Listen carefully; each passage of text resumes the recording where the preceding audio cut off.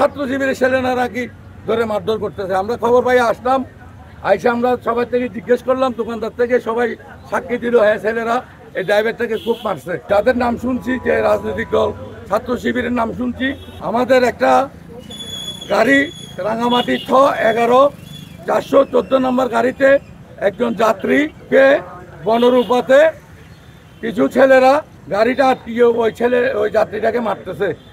মারার পর আমার ওই গাড়ির ড্রাইভার জাকারিয়া আমাদের সদস্য, এর গাড়ির নম্বর রাঙামাটি 11-414। তার গাড়ির গ্লাস ভেঙে ফেলছে, লুকিং গ্লাস ভেঙে ফেলছে। ওই মুহূর্তে বনরূপা যখন গাড়িকে ভাঙচুর করতেছে, ড্রাইভারকে মারতেছে, যাত্রীকে মারতেছে, সেইটা আমার ছেলে আর বাগিনা মোটরসাইকেলে ছিল, তারা নাইমে তাদেরকে গাড়িটা ড্রাইভারকে উদ্ধার করার চেষ্টা করছে। ইন্ডিপেন্ডেন্ট ওই ছেলেরা আমার ছেলে এবং বাগিনাকে মারছে, মাইরা হাসপাতাল ভর্তি করাইছে। তারা রাঙামাটি সদর হাসপাতালে চিকিৎসাধীন আছে এখনো। আমরা খবর পাইলাম, গেলাম, তদন্ত করলাম। যাক, আমরা এটা যাদের নাম শুনছি, যে রাজনৈতিক দল ছাত্র শিবিরের নাম শুনছি। Hire Google TV, endless color, smart living. ওনাদের অ্যাডভোকেট হারুন ভাইয়ের সাথে কথা বলছি, আমরা বলছি বসে সমাধান করব। তার ঘন্টা 1.5 পর 3:30-4টার দিকে আমাদের কাছে আবার ফোন আসলো।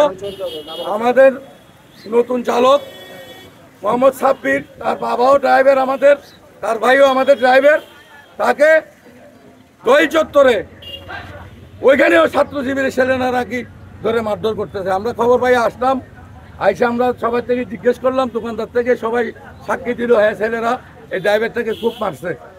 তাই আমরা তাৎক্ষণিক কী করবো, শ্রমিকরা উত্তেজিত, বনরূপার ঘটনায় আমরা কোনো প্রতিবাদ করতেছি না, এখানেও ড্রাইভার মারতেছে। এর প্রতিবাদে ড্রাইভাররা তাৎক্ষণিক গাড়ি বন্ধ রেখে প্রতিবাদ জানাচ্ছে। আমরা প্রশাসনের প্রতি পূর্ণ আস্থা রাখি, যে রাজনৈতিক দলের নাম শুনতেছি তাদের প্রতিও পূর্ণ আস্থা রাখি। আমরা চাই এটা আগামী 24 ঘন্টার মধ্যে সমাধান। যদি সমাধান না হয়, আমাদের চালককে মারার অপরাধে, আমাদের গাড়ি ভাঙার অপরাধে আমরা বৃহত্তর কর্মসূচি ঘোষণা করতে বাধ্য থাকব। তাই আপনাদের কাছে অনুরোধ জানাচ্ছি, আপনারা সবাই গাড়ি চালান। আপনারা যেটুকু করেছেন সেজন্য ধন্যবাদ, কৃতজ্ঞতা। শ্রমিক নির্যাতন আমরা মেনে নেব না। রাঙামাটি শহরে যেই হোক, যত বড় রাজনৈতিক দল হোক, যত বড় সংস্থা হোক, যত বড় মস্তান হোক, আমরা তার দাঁত ভাঙা জবাব দেবো। শ্রমিকরা ড্রাইভার জাকারিয়ার উপর যেভাবে ন্যাক্কারজনকভাবে হামলা করেছে, এর তীব্র নিন্দা জানাচ্ছি। আমি পাশাপাশি আরও নিন্দা জানাচ্ছি আমাদের আরেক ড্রাইভার ভাই দয়াল চত্বরের সামনে 20-30 জন ছেলে এসে যেভাবে হামলা করেছে, তার নিন্দা জানাচ্ছি। আগামী 24 ঘন্টার ভিতরে যদি আমাদেরকে কোনো ধরনের সুরাহা না দিতে পারে প্রশাসন, তাহলে আমরা বৃহত্তর আন্দোলনে যাব এবং সেই আন্দোলনে আমরা ড্রাইভারদেরকে সর্বাত্মক আমাদের পাশে থাকার অনুরোধ জানাচ্ছি।